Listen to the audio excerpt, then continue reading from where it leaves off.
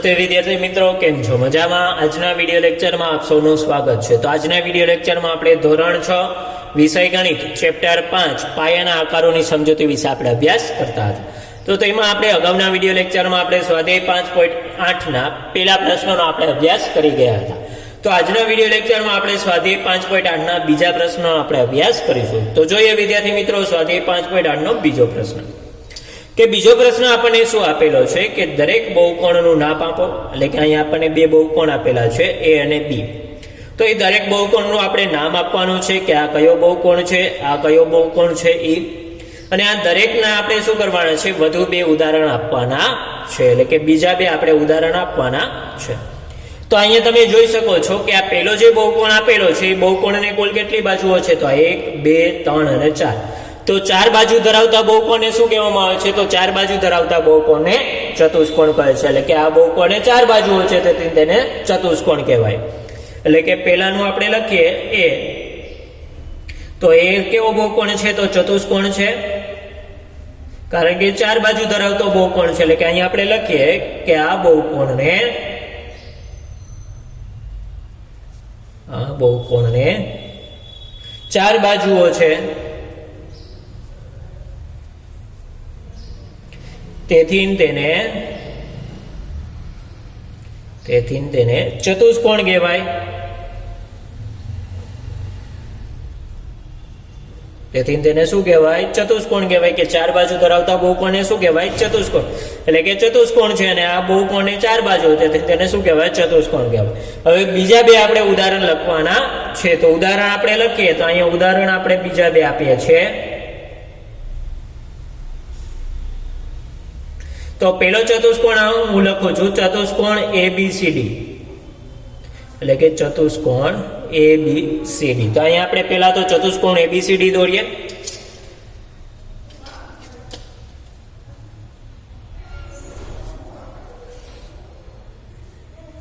કે ચાર બાજુ ધરાવતો બહુકોણ એને શું કહેવાય, ચતુષ્કોણ. તો ચાર બાજુ ધરાવતો આપણે બહુકોણ દોરીએ તો એ શું થઈ જશે, ચતુષ્કોણનું એક ઉદાહરણ થઈ જશે. અહીંયા મેં આ મુજબનો એક ચતુષ્કોણ દોર્યો.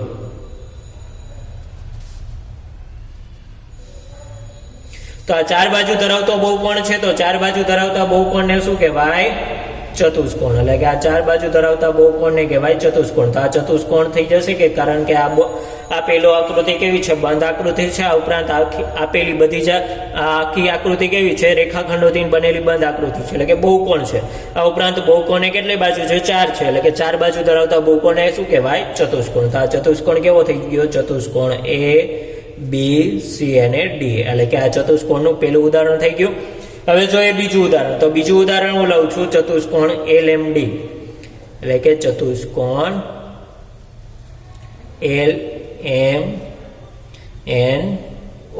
LMNO આપણે ચતુષ્કોણ લઈએ છીએ. તો એને આપણે આકૃતિ દોરીએ તો આ મુજબ દોરીએ છીએ આકૃતિ.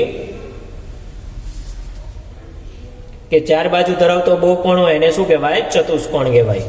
તો અહીંયા આ મુજબની હું આકૃતિ દોરું છું.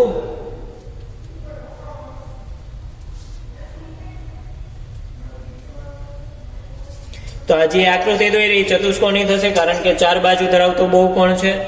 એટલે કે ચાર બાજુ ધરાવતા બહુકોણને શું કહેવાય, ચતુષ્કોણ. કે અહીંયા આપેલી આકૃતિ કેવી છે, બંધ આકૃતિ છે. આ ઉપરાંત આખી આકૃતિ શેનાથી બનેલી છે, રેખાખંડોથી. એટલે કે રેખાખંડોથી બનેલી બંધ આકૃતિને શું કહેવાય, ચતુષ્કોણ. એટલે કે અહીંયા આપેલી આકૃતિમાં ચાર બાજુઓ છે, એટલે કે ચાર બાજુ ધરાવતા બહુકોણને કહેવાય ચતુષ્કોણ. એટલે કે આ થશે ચતુષ્કોણ LMN અને O. તો આ ચતુષ્કોણના બે ઉદાહરણ થઈ ગયા. તો અહીંયા આપણને આપેલું હતું કે બહુકોણનું નામ આપો. તો બહુકોણનું નામ શું છે, ચતુષ્કોણ, કારણ કે આ બહુકોણને ચાર બાજુ છે તેથી તેને ચતુષ્કોણ કહેવાય. એને આપણે શું કરવાના હતા, વધુ બે ઉદાહરણ આપવાના હતા. તો આ વધુ બે આપણે ઉદાહરણ આપીએ. કે પહેલું ઉદાહરણ આપ્યું ચતુષ્કોણ ABCD અને બીજું ઉદાહરણ આપ્યું આપણે ચતુષ્કોણ LMNO. ત્યારબાદ બીજો આપણે બહુકોણ જોઈએ. તો બીજા બહુકોણમાં કેટલી બાજુઓ છે, તો આ 1 2 અને 3. તો ત્રણ બાજુ ધરાવતા બહુકોણને શું કહેવાય, ત્રિકોણ. કે ત્રણ બાજુઓ ધરાવતા બહુકોણને કહેવાય ત્રિકોણ. એટલે કે બહુકોણનું નામ શું થશે, તો બહુકોણનું નામ આવશે ત્રિકોણ. કે આ બહુકોણને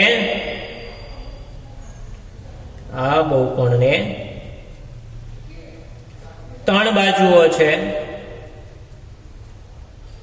તેથી તેને ત્રિકોણ કહેવાય.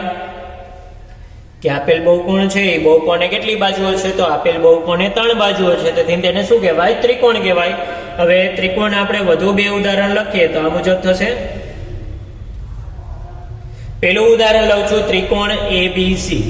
કે પેલું ઉદાહરણ આપણે લખીએ છીએ ત્રિકોણ ABC, એટલે કે ત્રિકોણ નું પેલું આપણે ઉદાહરણ લખીએ છીએ.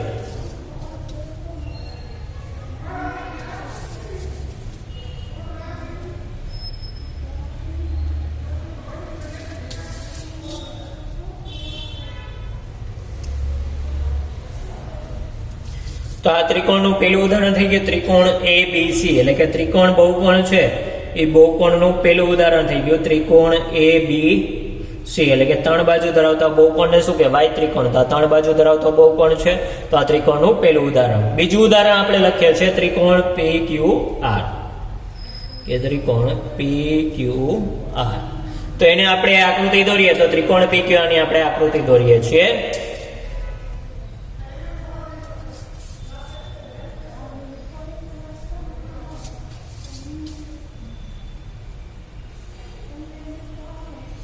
એટલે કે આ ત્રિકોણ PQR ની આપણે આકૃતિ દોરી. આ P, Q અને R. તો આ ત્રિકોણ બહુકોણનું બીજું ઉદાહરણ થઈ ગયું ત્રિકોણ PQR. તો અહીંયા આપણને શું આપેલું હતું? બહુકોણનું નામ આપો. તો પેલું બહુકોણ હતું ચતુષ્કોણ, અને એના આપણે 2 ઉદાહરણ આપ્યા, ચતુષ્કોણ ABCD અને ચતુષ્કોણ LMNO. બીજું બહુકોણ 3 બાજુ ધરાવતો બહુકોણ હતો, એટલે 3 બાજુ ધરાવતા બહુકોણને કહેવાય ત્રિકોણ, એટલે બીજા બહુકોણનું નામ થશે ત્રિકોણ. કારણ કે આ ત્રિકોણને અથવા તો આ બહુકોણને કેટલી બાજુઓ છે? 3 બાજુઓ છે, તો 3 બાજુ ધરાવતા બહુકોણને કહેવાય ત્રિકોણ. તો એના આપણે 2 ઉદાહરણ લખીએ તો ત્રિકોણ ABC અને ત્રિકોણ PQR, એના બીજા 2 ઉદાહરણ થશે. અહીંયા આપણે બીજો પ્રશ્ન પૂર્ણ કરીએ છીએ. હવે જોઈએ આપણે ત્રીજો પ્રશ્ન. તો ત્રીજો પ્રશ્ન આપણને શું આપેલો છે? કે નિયમિત ષટકોણની કાચી આકૃતિ દોરો. ષટકોણ એટલે કે 6 બાજુ ધરાવતા બહુકોણને કહેવાય ષટકોણ. હવે નિયમિત કીધેલો છે, એટલે કે નિયમિત એટલે કે એની બધી બાજુના માપ કેવા હશે? સરખા હશે. એટલે કે નિયમિત એટલે થશે એની બધી બાજુના માપ સરખા હોય એવો ષટકોણની આપણે કાચી આકૃતિ દોરવાની છે. ષટકોણ એટલે થશે 6, એટલે કે સરખી 6 બાજુ હોય એવા આપણે નિયમિત ષટકોણની કાચી આકૃતિ દોરવાની છે. અને તેના કોઈ પણ 3 શિરોબિંદુઓને જોડી અને ત્રિકોણ રચો. કે એના કોઈ પણ 3 શિરોબિંદુઓને જોડી અને આપણે શું કરવાનું છે? એક ત્રિકોણ રચવાનો છે. હવે તમે દોરેલો ત્રિકોણ એ કયા પ્રકારનો છે તે આપણે કહેવાનું છે. તો અહીંયા આપણે સૌપ્રથમ નિયમિત ષટકોણની કાચી આકૃતિ દોરેલી છે. કે અહીંયા તમે જોઈ શકો છો કે એની બધી બાજુના માપ કેવા છે? સરખા છે, એટલે કે નિયમિત છે. આ ઉપરાંત 6 બાજુ ધરાવતો બહુકોણ છે, તો 6 બાજુ ધરાવતા બહુકોણને કહેવાય ષટકોણ. તો અહીંયા આપણે જોઈ શકીએ છીએ કે આ 1, 2, 3, 4, 5 અને 6, તો 6 બાજુ ધરાવતા બહુકોણને શું કહેવાય? ષટકોણ. એટલે કે નિયમિત ષટકોણની આપણે અહીંયા કાચી આકૃતિ દોરેલી છે. કે આ એને નામ આપેલું છે ABCD E અને F. હવે શું કીધેલું છે? તેના 3 શિરોબિંદુઓને જોડીને એક ત્રિકોણ રચો. તો અહીંયા આપણે આ 3 શિરોબિંદુ B, D અને F ને જોડીને અને એક ત્રિકોણની રચના કરેલી છે. હવે તમે દોરેલો ત્રિકોણ એ કયા પ્રકારનો છે તે તમારે કહેવાનું છે. કે તમે અહીંયા જોઈ શકો છો કે ત્રિકોણની 3 બાજુના માપ કેવા છે? સરખા છે. તો જે ત્રિકોણની 3 બાજુ એટલે કે બધી બાજુના માપ સરખા હોય તો એવા ત્રિકોણને કેવો કહેવાય? સમબાજુ ત્રિકોણ. કે અહીંયા ત્રિકોણ છે ત્રિકોણ BDF, એની 3 બાજુના માપ કેવા છે? સરખા છે. તો સરખી બાજુ ધરાવતા બહુકોણ વડે ત્રિકોણને કેવો કહેવાય? સમબાજુ ત્રિકોણ. એટલે કે અહીંયા આપણે લખીએ કે અહીં નિયમિત ષટકોણ બતાવ્યો છે. કે અહીંયા આપણે શું કર્યો છે? નિયમિત ષટકોણ બતાવ્યો છે. અહીં નિયમિત ષટકોણ બતાવ્યો છે. આ ષટકોણના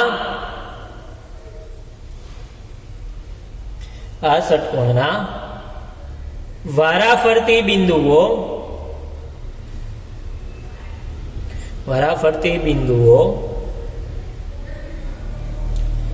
BC અને જોડતા B, D અને કે આ ષટકોણના વારાફરતી બિંદુઓ B, D અને F ને જોડતા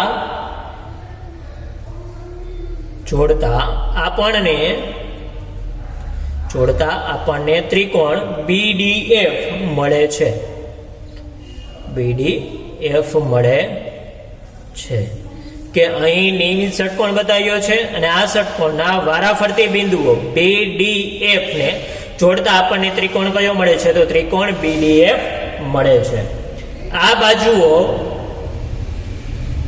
બાજુઓ રેખાખંડ BD, રેખાખંડ DF, રેખાખંડ DF અને રેખાખંડ BF ને રેખાખંડ BF માપતા કેવી છે? સરખી છે. એટલે કે માપતા સરખી છે. હવે સરખી બાજુ ધરાવતા ત્રિકોણને કેવો કહેવાય? તો સરખી બાજુ ધરાવતા ત્રિકોણને કહેવાય સમબાજુ ત્રિકોણ. કે તેથી તેની ત્રણેય બાજુના માપ સરખા છે, તો ત્રણેય બાજુના માપ સરખા હોય એવા ત્રિકોણને કેવો ત્રિકોણ કહેવાય? તો આવશે સમબાજુ ત્રિકોણ. એટલે કે તેથી ત્રિકોણ BDF એ સમબાજુ ત્રિકોણ છે. કે કેવો ત્રિકોણ છે? સમબાજુ ત્રિકોણ છે. એટલે કે અહીં આપણે નિયમિત ષટકોણ બતાવ્યો છે. આ ષટકોણના વારાફરતી બિંદુઓ BDF ને જોડતા આપણને કયો ત્રિકોણ મળે છે? તો ત્રિકોણ BDF મળે છે. આ બાજુઓ રેખાખંડ BD, રેખાખંડ DF અને રેખાખંડ BF માપતા કેવી છે? સરખી છે. તેથી ત્રિકોણ BDF કેવો છે? સમબાજુ ત્રિકોણ છે. કારણ કે ત્રણેય બાજુના માપ સરખા હોય એવા ત્રિકોણને કેવો કહેવાય? સમબાજુ ત્રિકોણ. ત્યારબાદ આપણે ચોથો પ્રશ્ન કરવાનો નથી. ત્યારબાદ આપણે જોઈએ પાંચમો પ્રશ્ન. તો પાંચમો પ્રશ્ન આપણને શું આપેલો છે? કે વિકર્ણ એ એવો રેખાખંડ છે કે જે બહુકોણના કોઈ પણ બે શિરોબિંદુઓને જોડે છે. કે આપણે વિકર્ણની આગળ વ્યાખ્યા જોઈ ગઈ એ મુજબ શું થશે? કે સામસામેના શિરોબિંદુને જોડતો જે રેખાખંડ છે એને શું કહેવામાં આવે છે? વિકર્ણ. તો વિકર્ણ એ એવો રેખાખંડ છે કે જે બહુકોણના બે શિરોબિંદુઓને શું કરે છે? જોડે છે. અને તે બહુકોણની કોઈ જ બાજુ નથી. કે આ જે વિકર્ણ છે એ વિકર્ણ બહુકોણની કોઈ પણ બાજુ નથી. પંચકોણની કાચી આકૃતિ દોરી અને તેના વિકર્ણો દોરો. કે પંચકોણની શું કરવાની છે? આપણે કાચી આકૃતિ દોરી અને શું કરવાના છે? એના વિકર્ણો આપણે દોરવાના છે. તો સૌપ્રથમ આપણે પંચકોણની કાચી આકૃતિ દોરીએ. તો પંચકોણની કાચી આકૃતિ દોરીએ છીએ.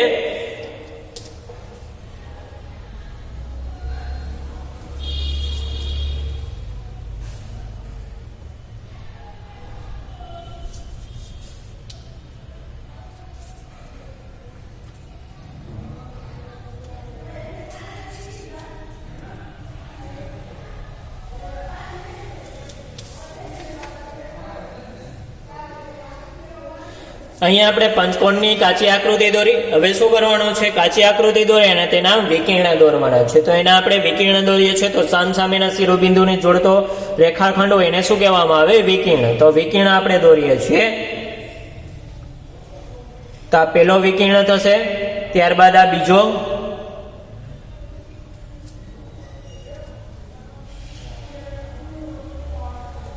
આ બીજો વિકર્ણ થશે.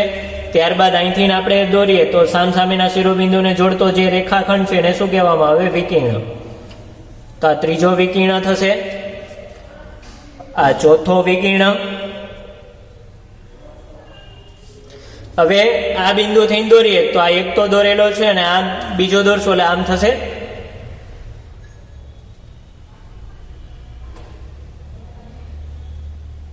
એટલે આ થશે પાંચમો વિકર્ણ.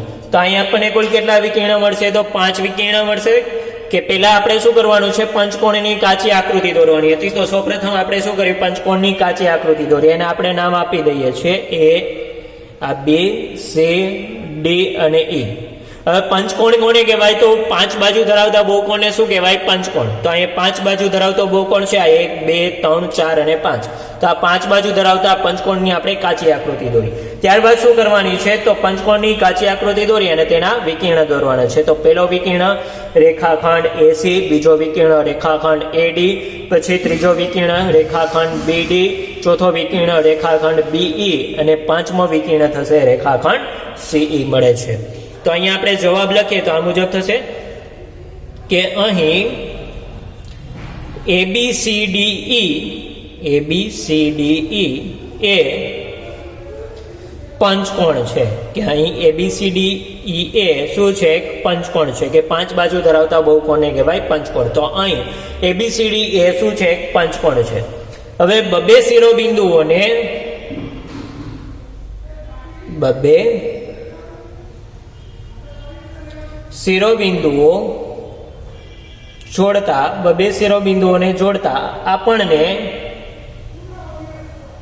જોડતા આપણને કે બબે શિરોબિંદુઓ છે તો એ બબે શિરોબિંદુઓને જોડતા આપણને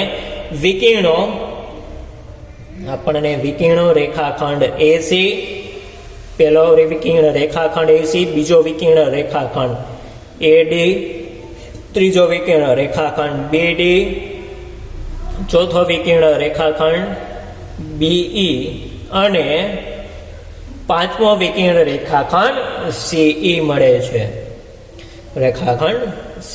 મળે છે. કે અહીં ABCDE શું છે? પંચકોણ છે કે 5 બાજુ ધરાવતા બહુકોણને કહેવાય પંચકોણ. એટલે કે અહીં ABCDE પંચકોણ છે અને બબે શિરોબિંદુઓને જોડતા આપણને મળતા વિકર્ણો કયા છે? તો બબે શિરોબિંદુઓને જોડતા આપણને મળતા વિકર્ણો રેખાખંડ AC, બીજો રેખાખંડ AD, ત્રીજો વિકર્ણ રેખાખંડ BD, ચોથો વિકર્ણ રેખાખંડ BE અને પાંચમો વિકર્ણ થશે રેખાખંડ CE મળે છે. તો અહીંયા આપણે સ્વાધ્યાય 5.8 પૂર્ણ કરીએ છીએ. આવતા વિડીયો લેક્ચરમાં આપણે આગળના સ્વાધ્યાયનો અભ્યાસ કરીશું. તો ત્યાં સુધી દરેક વિદ્યાર્થી મિત્રને જય હિન્દ, જય ભારત.